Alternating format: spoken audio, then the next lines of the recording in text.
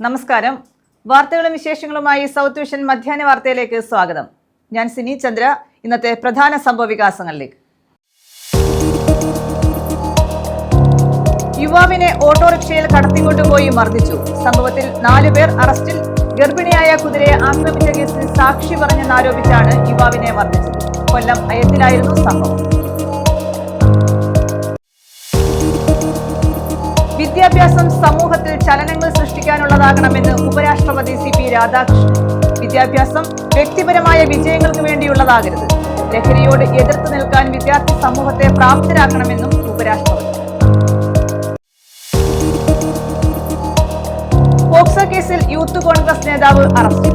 Youth Congress മുൻ മണ്ഡലം secretary Sooranad വടക്ക് സ്വദേശി ജെഫിൻ സജിയാണ് അറസ്റ്റിലായത്. വീട്ടിൽ അതിക്രമിച്ച് കയറി 10ാം ക്ലാസ് വിദ്യാർത്ഥിനിയോട് അതിക്രമം കാട്ടുകയായിരുന്നു. വിശദമായ വാർത്തകളിലേക്ക്. യുവാവിനെ ഓട്ടോറിക്ഷയിൽ കടത്തിക്കൊണ്ടുപോയി മർദ്ദിച്ച 4 പേർ അറസ്റ്റിൽ. ഇരവിപുരം പോലീസാണ് ഇവരെ അറസ്റ്റ് ചെയ്തത്. ഗർഭിണിയായ കുതിരയെ ആക്രമിച്ച കേസിൽ സാക്ഷി പറഞ്ഞെന്നാരോപിച്ചാണ് യുവാവിനെ മർദ്ദിച്ചത്. കൊല്ലം അയത്തിൽ തെക്കേക്കാവ് ക്ഷേത്രത്തിന് സമീപത്തായിരുന്നു സംഭവം. കുതിരയെ ആക്രമിച്ച ശേഷം ദൃശ്യങ്ങൾ സമൂഹ മാധ്യമങ്ങളിൽ പ്രചരിപ്പിക്കുകയും ചെയ്തതാണ് കേസ്. 2 വർഷം മുമ്പാണ് യുവാക്കൾ ചേർന്ന് കൊല്ലം അയത്തിൽ തെക്കേക്കാവ് ക്ഷേത്രത്തിന് സമീപത്ത് ഗർഭിണിയായ കുതിരയെ ആക്രമിച്ച് ദൃശ്യങ്ങൾ സമൂഹമാധ്യമങ്ങളിൽ പ്രചരിപ്പിച്ചത്. യുവാക്കൾക്കെതിരെ മൃഗസംരക്ഷണ വകുപ്പും പോലീസും കേസെടുത്തിരുന്നു. പ്രതികളെ അറസ്റ്റ് ചെയ്ത് റിമാൻഡ് ചെയ്യുകയും ചെയ്തു. കേസ് കോടതിയിൽ നടന്നുവരുന്ന സാഹചര്യത്തിലാണ് കഴിഞ്ഞ 28-ന് കൊല്ലം പട്ടത്താനം സുബ്രഹ്മണ്യസ്വാമി ക്ഷേത്രത്തിലെ ഉത്സവം കണ്ടു മടങ്ങി വരികയായിരുന്ന വടക്കേവിള മണ്ണാണിക്കുളം കരുവേലി അയ്യത്ത് വീട്ടിൽ 19-കാരനായ റെജിനെ യുവാക്കൾ ഓട്ടോറിക്ഷയിൽ കടത്തിക്കൊണ്ടുപോയി ക്രൂരമായി മർദ്ദിച്ചത്. മർദ്ദനത്തിനു ശേഷം യുവാവിന്റെ 2 കാൽവെള്ളകളും അടിച്ചു പൊട്ടിച്ചു. അക്രമത്തിൽ പരിക്കേറ്റ യുവാവിന്റെ പരാതിയിൽ കേസെടുത്ത് അന്വേഷണം ആരംഭിച്ച ഇരവിപുരം പോലീസാണ് 4 പേരെ പിടികൂടിയത്. കൊല്ലം വടക്കേവിള മടക്കൽ വീട്ടിൽ കോളേജ് നഗർ 221 ബിവിൻ, തഴുത്തല വലിയവിള വീട്ടിൽ അല്ലു എന്ന അല്ലമീൻ, തല്ലുംതാഴം എള്ളുവിള വീട്ടിൽ പ്രശാന്ത്, ഇരവിപുരം വടക്കേവിള തറയധികം തൊടിയിൽ വീട്ടിൽ അഭിരാജ് എന്നിവരെയാണ് അറസ്റ്റ് ചെയ്തത്. ഇരവിപുരം SHO രാജീവിന്റെ നേതൃത്വത്തിൽ SI രഞ്ജിത്ത്, നൌഷാദ്, CPOമാരായ അനീഷ്, സജിൻ, ഷമീർ ഖാൻ എന്നിവരടങ്ങുന്ന സംഘമാണ് പ്രതികളെ പിടികൂടിയത്. ഇവരെ റിമാൻഡ് ചെയ്തു. ന്യൂസ് ബ്യൂറോ, കൊല്ലം. പോക്സോ കേസിൽ യൂത്ത് കോൺഗ്രസ് നേതാവ് അറസ്റ്റിൽ. യൂത്ത് കോൺഗ്രസ് മുൻ മണ്ഡലം സെക്രട്ടറി ശൂരനാട് വടക്ക് സ്വദേശി ജെഫിൻ സജിയെയാണ് അറസ്റ്റ് ചെയ്തത്. വീട്ടിൽ അതിക്രമിച്ച് കയറി 10ാം ക്ലാസ് വിദ്യാർത്ഥിനിയോട് അതിക്രമം കാണിച്ചതിന് നാട്ടുകാർ പിടികൂടി പോലീസിൽ ഏൽപ്പിക്കുകയായിരുന്നു.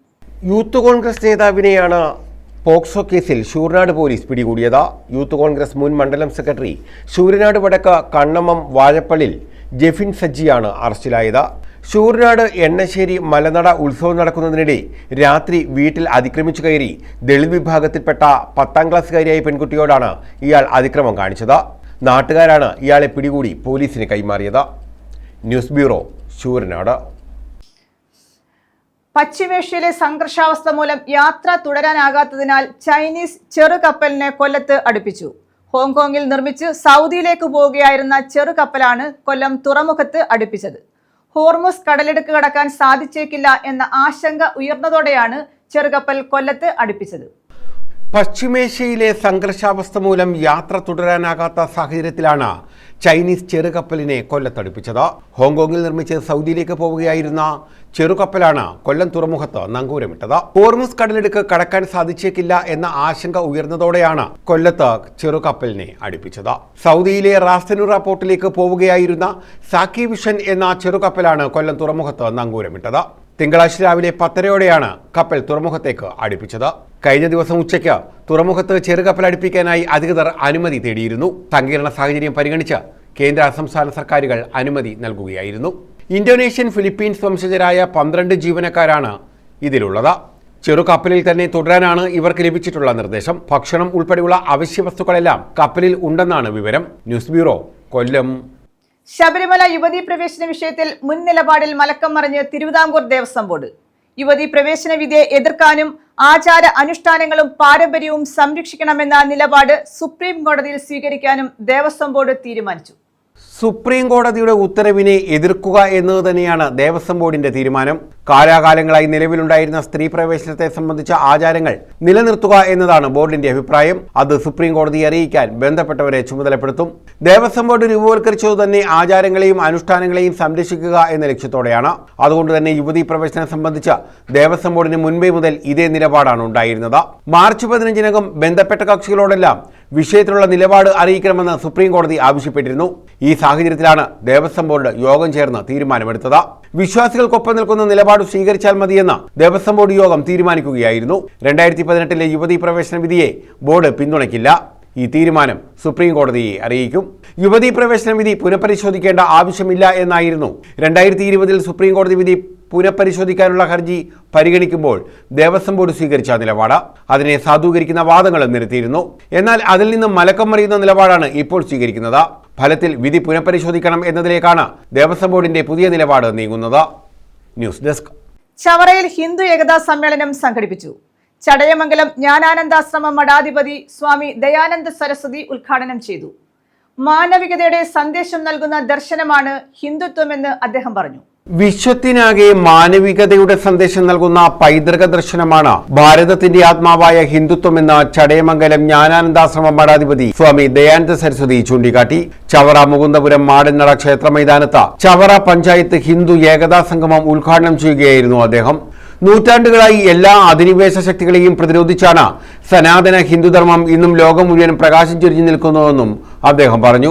എപ്പോഴും ഈ രാഷ്ട്രീയ സ്വയംസേവക സംഘത്തിന്റെ മുഖപത്രമായിരുന്ന ആദ്യകാലത്തെ കേസരി മലയാളത്തിൽ ആ കേസരിയുടെ ഒരു മുഖചിത്രം മുന്നോട്ട് കുതിക്കാൻ തുടങ്ങുന്ന ഒരു സിംഹം ഒരു വേള പുറകോട്ട് തിരിഞ്ഞു നോക്കുന്നു.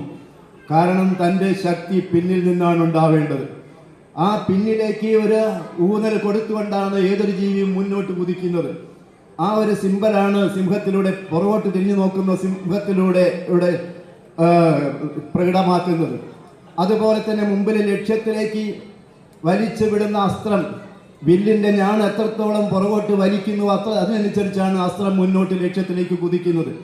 അതുകൊണ്ട് 100 വർഷം പിന്നിടുന്നതായ ഈ സമയത്ത് നമ്മളെപ്പോഴും മുന്നോട്ടുള്ള വഴി തെറ്റിപ്പോകാതിരിക്കാൻ പിന്നോട്ടൊരു തിരിഞ്ഞു നോട്ടം ആവശ്യമാണ് സംഘടനയ്ക്ക്.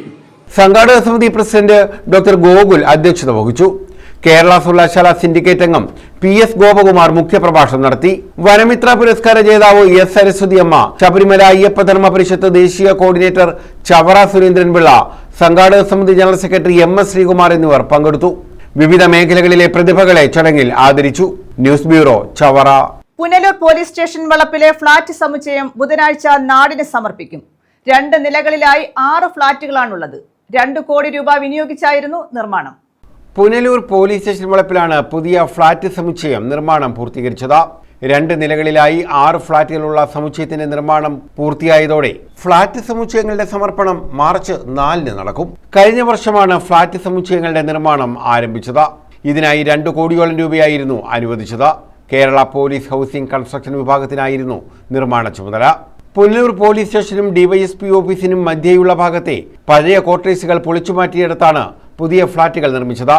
പുനലൂർ സബ് ഡിവിഷൻ ആസ്ഥാനമായി ഇവിടെ നേരത്തെ 48 ക്വാർട്ടേഴ്സുകളായിരുന്നു ഉണ്ടായിരുന്നത്. ഇവ ഓടുമേഞ്ഞതായിരുന്നു. കാലപ്പഴക്കത്താൽ മിക്ക ക്വാർട്ടേഴ്സുകളും നശിച്ചു. ഫലപ്രദമായി അറ്റകുറ്റപ്പണികളും നടത്തിയിരുന്നില്ല.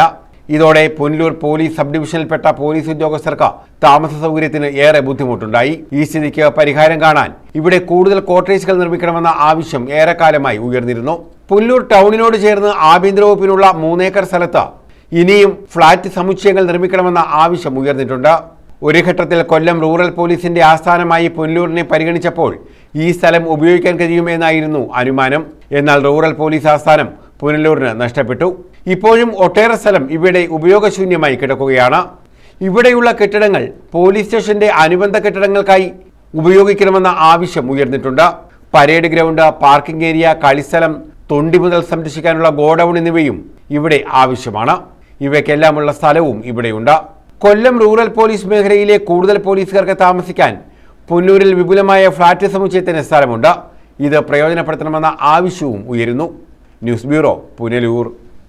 പുനലൂർ നഗരസഭാ കൗൺസിലിന്റെ 60 ദിവസത്തെ പ്രവർത്തനങ്ങളുടെ പ്രോഗ്രസ് റിപ്പോർട്ട് അവതരിപ്പിച്ച് നഗരസഭ അധികൃതർ. കുടിവെള്ള പ്രശ്നം പരിഹരിക്കാനുള്ള സത്വര നടപടികൾ സ്വീകരിച്ചതായും വാതക ശ്മശാനം 1 മാസത്തിനുള്ളിൽ തുറന്ന് പ്രവർത്തിക്കുമെന്നും നഗരസഭാ ചെയർപേഴ്സൺ MA രാജഗോപാൽ പറഞ്ഞു. ഇൻഡോർ സ്റ്റേഡിയത്തിന്റെ ടെൻഡർ നടപടികൾ പൂർത്തീകരിച്ചു. മാലിന്യം തള്ളുന്നത് തടയാൻ CCTV ക്യാമറകൾ സ്ഥാപിക്കുമെന്നും ചെയർപേഴ്സൺ പറഞ്ഞു. കഴിഞ്ഞ 60 ദിവസത്തെ പ്രവർത്തനങ്ങളുടെ പ്രോഗ്രസ് റിപ്പോർട്ടാണ് പുനലൂർ നഗരസഭാധികൃതർ അവതരിപ്പിച്ചത്. 60 ദിവസത്തിനുള്ളിൽ കുടിവെള്ള ദൗർലഭ്യത്തിനായി സത്വരമായ നടപടി സ്വീകരിക്കാൻ കഴിഞ്ഞതായി ചെയർപേഴ്സൺ ചൂണ്ടിക്കാട്ടി. മഞ്ഞമൺകാല കുടിവെള്ള പദ്ധതിയിൽ നിന്ന് പുനലൂരിന് കുടിവെള്ളം ലഭ്യമാക്കുന്നതിനുള്ള സർക്കാർ അനുവാദം വാങ്ങി. ഇതിനായി 73 ലക്ഷം രൂപ വാട്ടർ അതോറിറ്റിയിൽ ഒടുക്കി. ഇപ്പോൾ വാട്ടർ അതോറിറ്റി ജോലികൾ ടെൻഡർ ചെയ്തു. 2017 ജപ്പാൻ കുടിവെള്ള പദ്ധതിയിൽ നിന്ന് 5 ദശലക്ഷം യൂണിറ്റ് വെള്ളം പുനലൂരിന് അനുവദിച്ചിരുന്നു. കഴിഞ്ഞ ഫെബ്രുവരി 26-നാണ് 60 ദിവസം പിന്നിടുന്നത്. ഞങ്ങൾ യഥാർത്ഥത്തിൽ പൊതുവെ ആലോചിച്ചിട്ടുള്ളത് ഒരു 90 ദിവസം, ഒരു 3 മാസം പീരീഡിനുള്ളിൽ ഞങ്ങൾ എന്തൊക്കെ ചെയ്തു എന്നുള്ളത് ഒരു പ്രോഗ്രസ് റിപ്പോർട്ടാക്കി പത്രക്കാരാണല്ലോ ജനങ്ങളുമായി ഞങ്ങളെ കണക്ട് ചെയ്യുന്ന ഒരു ഘടകം. അപ്പോൾ ദൃശ്യ പത്രമാധ്യമങ്ങൾ വഴി അത് ജനങ്ങളിൽ എത്തിക്കുക എന്നുള്ളതാണ്. സ്വാഭാവികമായും ഒരു നഗരസഭാ ഭരണം നടക്കുമ്പോൾ അനുകൂലവും പ്രതികൂലവുമായ ധാരാളം അഭിപ്രായങ്ങൾ ഉണ്ടാവും. ഞങ്ങളുടെ ഭാഗം ഞങ്ങൾ എന്താണ് ചെയ്യുന്നത് എന്ന് ജനങ്ങളോട് പറയാനുള്ള ബാധ്യത ഞങ്ങൾക്കുണ്ട്. ഞങ്ങളുടെ പ്രവർത്തനങ്ങൾ സോഷ്യൽ ഓഡിറ്റിന് വിധേയമായിരിക്കും എന്ന കരുതൽ ഞങ്ങൾക്കുണ്ട്. അപ്പം അത് ഒന്നുകൂടി ഊട്ടി ഉറപ്പിക്കുക എന്നുള്ളതാണ് ഞങ്ങൾ ഈ പ്രോഗ്രസ് റിപ്പോർട്ട് വഴി ഞങ്ങൾ ഉദ്ദേശിക്കുന്നത്. കൗൺസിൽ അധികാരത്തിൽ വന്ന് ഞങ്ങൾ ആദ്യത്തെ കൗൺസിലിൽ തന്നെ ഞങ്ങളെടുത്ത തീരുമാനം പുനലൂരിൽ രൂക്ഷമായ കുടിവെള്ള ക്ഷാമമുള്ള ഒരു നഗരസഭയാണ്. അതിൻ്റെ കാരണം 45 വർഷം പഴക്കമുള്ള ഒരു കുടിവെള്ള പദ്ധതിയാണ് നമുക്കുള്ളത്. നമുക്ക് ആവശ്യമായ വെള്ളത്തിൻ്റെ പകുതി അളവ് പോലും നമുക്ക് ആ പദ്ധതിയിൽ നിന്ന് ലഭ്യമല്ല. അത് പരിഹരിക്കുന്നതിന് വേണ്ടി 2017 ഞങ്ങൾ സർക്കാരിനെ സമീപിച്ച് 5 ദശലക്ഷം യൂണിറ്റ് വെള്ളം പ്രതിദിനം ജപ്പാൻ കുടിവെള്ള പദ്ധതിയിൽ നിന്ന് നമുക്ക് ലഭ്യമാക്കുന്നതിന് ഒരു ധാരണയുണ്ടാക്കി അതിന് പൈപ്പൊക്കെ ലേ ചെയ്ത് കുറേ കാലം വലിയ കുഴപ്പമില്ലാതെ പോയിക്കൊണ്ടിരുന്നത്. എന്നാൽ ഇപ്പോൾ ആ അളവിൽ വെള്ളം ലഭിക്കുന്നില്ല. ജപ്പാൻ കുടിവെള്ള പദ്ധതിയുടെ വട്ടമൺ ടാങ്ക് അവസാനം നിറയുന്ന ടാങ്കാണ്. അവിടെ നിന്നും മതിയായ വെള്ളം ലഭിക്കുന്ന സ്ഥിതിയില്ല. ഇത് പരിഹരിക്കാൻ സർക്കാർ അനുമതി തേടി. ജലശുദ്ധീകരണശാലയിൽ നിന്ന് വട്ടമൺ ടാങ്കിലേക്ക് നേരിട്ട് വെള്ളം എത്തിക്കുന്നതിന് പൈപ്പ് ലൈൻ വിന്യസിക്കാൻ അനുമതി നേടി. അതിനായി 85 ലക്ഷം രൂപ കണ്ടെത്തി വാട്ടർ അതോറിറ്റിയിൽ അടച്ച് ടെൻഡർ നടപടികൾ നടന്നുവരികയാണ്. അടുത്ത 50 വർഷം ലക്ഷ്യമിട്ട് പുതിയൊരു പുനലൂർ വാട്ടർ സപ്ലൈ സ്കീം നടപ്പാക്കുന്നതിന് അമൃത് 2.0 പദ്ധതിയിൽ നിന്ന് ആദ്യ ഗഡുവായി 25 കോടി രൂപ പുനലൂരിന് അനുവദിപ്പിച്ചു. ഇക്കാര്യങ്ങൾ സാധ്യമാക്കുന്നതുവരെ നഗരസഭയിൽ ജലദൗർലഭ്യമുള്ള എല്ലാ സ്ഥലത്തും കുടിവെള്ള ടാങ്കറുകളിൽ വെള്ളം എത്തിക്കുന്നു. നഗരസഭ വാതക ശ്മശാനം തുറന്നു പ്രവർത്തിപ്പിക്കാൻ വേണ്ടി പണം വകയിരുത്തി ടെൻഡർ നടപടികൾ പൂർത്തിയാക്കി. 30 ദിവസങ്ങൾക്കുള്ളിൽ ശ്മശാനം തുറന്നു പ്രവർത്തിക്കും. Chemmanthoor private bus stand, government ആശുപത്രി ജംഗ്ഷൻ, KSRTC ബസ് സ്റ്റാൻഡ് എന്നിവിടങ്ങളിൽ ആധുനിക ടോയ്ലറ്റ് ബ്ലോക്കുകൾ നിർമ്മിക്കാൻ 1 കോടിയിലേറെ രൂപ ശുചിത്വ മിഷനിൽ നിന്നും ലഭ്യമാക്കി. നിർമ്മാണം ആരംഭഘട്ടത്തിലാണ്. KSRTC junction, post office junction, Chemmanthoor എന്നിവിടങ്ങളിലെ ഹൈമാസ്റ്റ് ലൈറ്റുകൾ പ്രകാശിപ്പിക്കുന്നതിനും പ്രധാന പാതകളിൽ 150 വാട്ട്സ് LED ലൈറ്റുകൾ സ്ഥാപിക്കുന്നതിനുമുള്ള പദ്ധതിയും ടെൻഡർ ചെയ്തു. 60 ദിവസത്തിനുള്ളിൽ നടപടി സ്വീകരിക്കാൻ കഴിയുമെന്നാണ് പ്രതീക്ഷ. ചെമ്മന്തൂർ ഇൻഡോർ സ്റ്റേഡിയം പ്രവർത്തന സജ്ജമാക്കുന്നതിന് വേണ്ടി കളി ഉപകരണങ്ങൾ വാങ്ങുന്നതിനുള്ള ടെൻഡർ നടപടികളും പൂർത്തിയാക്കി. 30 ദിവസത്തിനുള്ളിൽ തുറന്ന് പ്രവർത്തിപ്പിക്കും. മാലിന്യം വലിച്ചെറിയുന്നത് കണ്ടെത്തുന്നതിനും ട്രാഫിക് നിയന്ത്രണം കാര്യക്ഷമമാക്കുന്നതിനും കുറ്റകൃത്യങ്ങൾ തടയുന്നതിനും നഗരത്തിൽ CCTV നിരീക്ഷണ ക്യാമറകൾ സ്ഥാപിക്കുന്ന പദ്ധതി ഉടൻ പൂർത്തീകരിക്കും. 2026-27 വാർഷിക പദ്ധതിയുമായി ബന്ധപ്പെട്ട വികസന സെമിനാർ നടത്തി 1 വർഷക്കാലം നടത്തേണ്ട സർവ്വതല സ്പർശിയായ വികസനത്തിന് അടിത്തറവാകുന്ന പദ്ധതികൾ തയ്യാറാക്കി ജില്ലാ ആസൂത്രണ സമിതിയുടെ അനുമതിക്ക് സമർപ്പിച്ചതായും ചെയർപേഴ്സൺ പറഞ്ഞു. അതിന്റെ ഏറ്റവും അവസാനത്തെ ടാങ്കായ വട്ടമൺ ടാങ്കിൽ വളരെ കുറച്ച് വെള്ളമേ നിറയും. അപ്പോൾ വീണ്ടും നമുക്ക് കൂടിയുള്ള പ്രശ്നമുണ്ട്, കരവെള്ളക്കാർക്ക് കൂടിയുള്ള പ്രശ്നമുണ്ട്. അതാ അവരെ കൈകാര്യം ചെയ്യണം. അപ്പോൾ നമുക്ക് നല്ല കുടിവെള്ള ക്ഷാമമുണ്ടെന്ന് മനസ്സിലായി. അപ്പം ഞങ്ങളുടെ ഒരു അടിയന്തര കൗൺസിൽ ചേർന്ന് ഞങ്ങൾ ആദ്യം എടുത്ത തീരുമാനം കുടിവെള്ള പ്രശ്നത്തിന് താൽക്കാലികവും അതേപോലെ തന്നെ ദീർഘകാലം കൊണ്ട് പൂർണ്ണമായ ഒരു പരിഹാരം ഉണ്ടാക്കും. അതിനുവേണ്ടി ഞങ്ങൾ 2 തീരുമാനം എടുത്ത് സർക്കാരിനെ സമീപിച്ചു. അതിലൊന്ന് വട്ടമൺ ജലശുദ്ധീകരണശാലയിൽ നിന്ന് വട്ടമൺ ടാങ്കിലേക്ക് ഡയറക്റ്റ് വെള്ളം എത്തിക്കുന്നതിനുള്ള ഒരു പൈപ്പ് ലൈൻ സ്ഥാപിക്കണമെന്ന് ഞങ്ങൾ ആവശ്യപ്പെട്ടു. അപ്പോൾ അതിന്റെ കാര്യം അല്ലെങ്കിൽ ഗ്രാവിറ്റിയിൽ ഇത് നിറഞ്ഞു വരുമ്പോൾ വെള്ളം കിട്ടുന്നില്ല. News bureau, Punalur. T Siddique MLA കൂകി വിളിച്ചപ്പോൾ മുഖ്യമന്ത്രിയും മന്ത്രിമാരും മിണ്ടാതിരുന്നത് മര്യാദക്കേടാണെന്ന് പ്രതിപക്ഷ നേതാവ് VD സതീശൻ.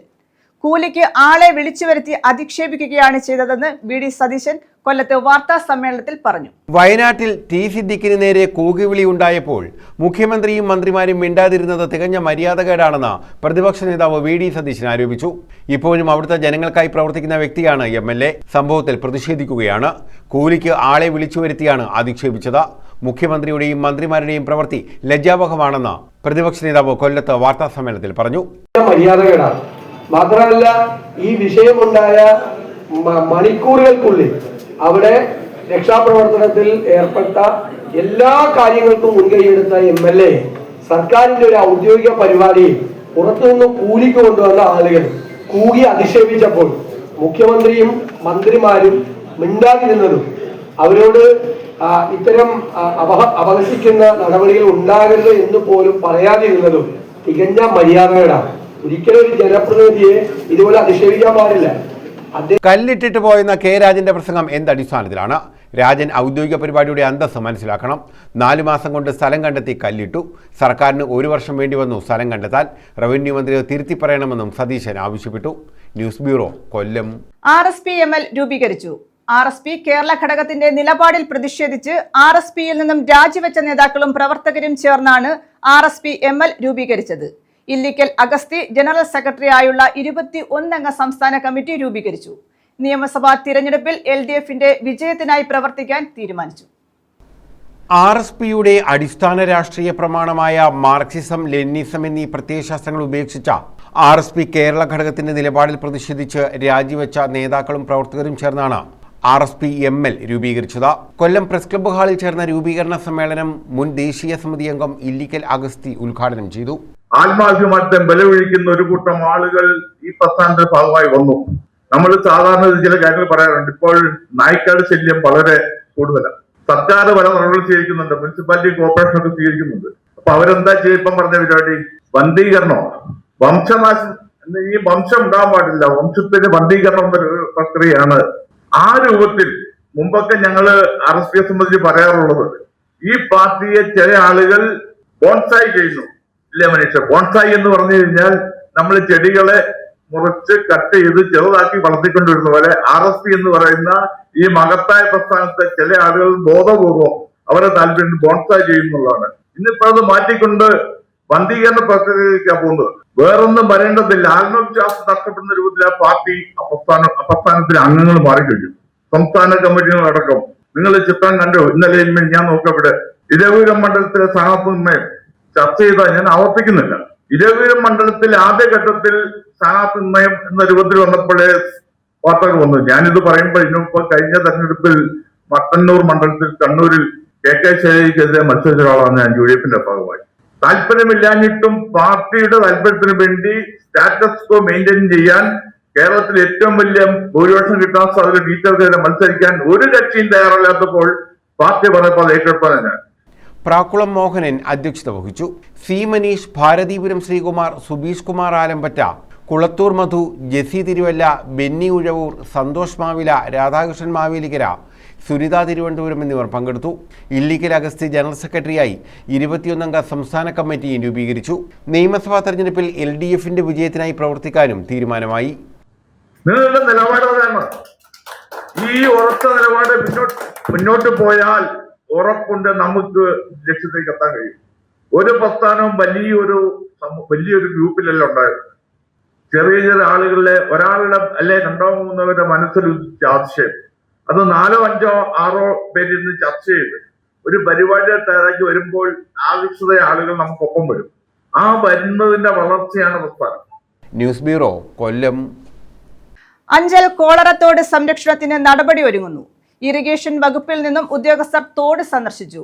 തോടിന്റെ നവീകരണത്തിന് എസ്റ്റിമേറ്റ് തയ്യാറാക്കാൻ ഉദ്യോഗസ്ഥർക്ക് MLA നിർദ്ദേശം നൽകിയതായി block panchayat president KK Jyothi പറഞ്ഞു.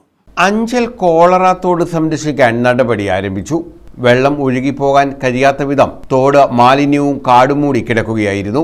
തോടിന്റെ നവീകരണ പ്രവർത്തനത്തിന് ആവശ്യമായ നടപടികൾ സ്വീകരിക്കാനും ഒഴുക്ക് പുനഃസ്ഥാപിക്കാൻ ആവശ്യമായ നവീകരണ പ്രവർത്തനം നടത്തുന്നതിന് എസ്റ്റിമേറ്റ് തയ്യാറാക്കാനും ഉദ്യോഗസ്ഥരോട് PS സുബാലി MLA നിർദ്ദേശിച്ചതായി block panchayat president KK Jyothi അറിയിച്ചു. വെള്ളം ഒഴുകാനുള്ള തടസ്സം നീക്കാനാണ് ആദ്യം നോക്കണത്. അപ്പോൾ MLAയുടെ ഓഫീസുമായി ബന്ധപ്പെട്ട് മൈനർ ഇറിഗേഷനിലെ ഈ അടക്കമുള്ളവരാണ് ഇപ്പോൾ ഇന്ന് വന്ന് ഈ തോടിൻ്റെ പരിസര പ്രദേശങ്ങളൊക്കെ നോക്കി അത് പ്രാഥമികമായിട്ട് ചെയ്യാനുള്ള ഒരു എസ്റ്റിമേറ്റ് തയ്യാറാക്കി നമുക്ക് തുടർ നടപടികളിലേക്ക് പോകാമെന്നാണ് ഇപ്പോൾ ആലോചിക്കുന്നത്.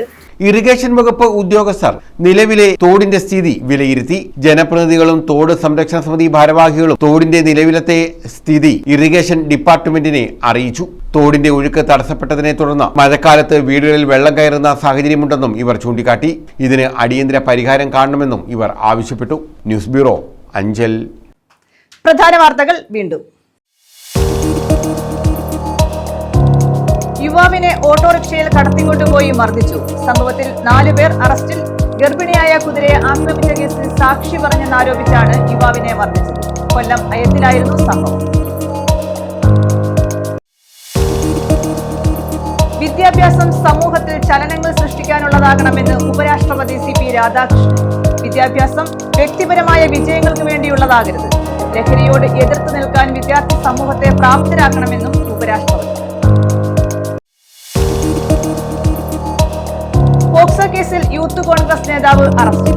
യൂത്ത് കോൺഗ്രസ് മുൻ മണ്ഡലം സെക്രട്ടറി ശൂരനാട് വടക്ക് സ്വദേശി ജെഫിൻ സജിയാണ് അറസ്റ്റിലായത്. വീട്ടിൽ അതിക്രമിച്ച് കയറി 10ാം ക്ലാസ് വിദ്യാർത്ഥിനിയോട് അതിക്രമം കാട്ടുകയായിരുന്നു. ഈ വാർത്താ ബുള്ളറ്റിൻ പൂർണ്ണമാകുന്നു. നമസ്കാരം.